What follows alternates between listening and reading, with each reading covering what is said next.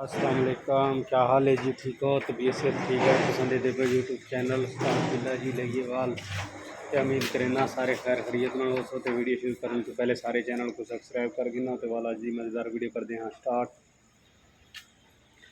ये जी रेडिएटर साफ थींदा पे देख सकते हो तुसां कि लाला किवें खोई पट्टी वैंदा ही को बहु मुश्किलात दा काम है। सब नालों ज़्यादा मेहनती काम च रेडिएटर की जाली साफ करन कीते।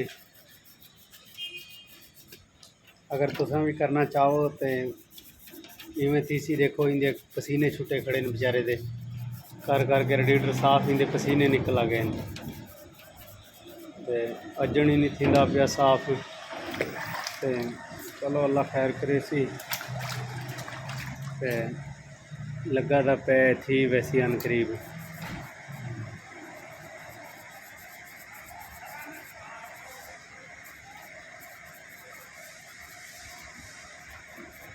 बहु मेहनत वाला काम है यार।